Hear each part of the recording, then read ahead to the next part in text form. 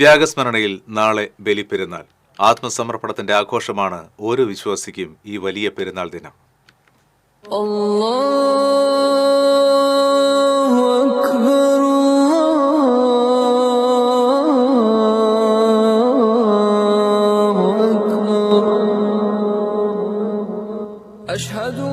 പരിപൂർണമായ ത്യാഗത്തിന്റെയും സമർപ്പണത്തിന്റെയും സഹനത്തിന്റെയും ആഘോഷമാണ് ബലിപ്പെരുന്നാൾ.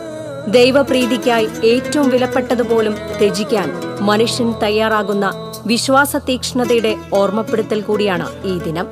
ദൈവകൽപ്പനയനുസരിച്ച് ഏകമകൻ ഇസ്മായിലിനെ ബലി നൽകാൻ പ്രവാചകൻ ഇബ്രാഹിം നബി തയ്യാറായി.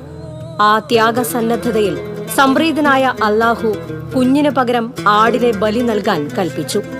മഹാത്യാഗത്തിന്റെ സ്മരണയുണർത്തുന്ന ഇബ്രാഹിം നബിയുടെ ജീവിതവും ദൈവവിധേയത്വവുമാണ് ബലിപ്പെരുന്നാളിന്റെ സന്ദേശം.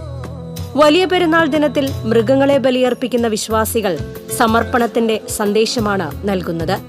പ്രിയങ്കരമായത് സമർപ്പിക്കുമ്പോൾ ദൈവത്തിലേക്കുള്ള വഴി സ്വയം തിരിച്ചറിയുന്നു.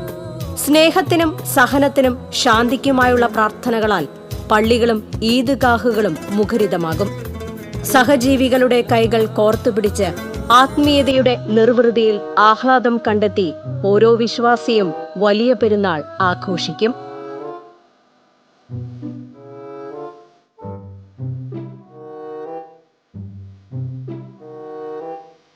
TCV news, Thrissur.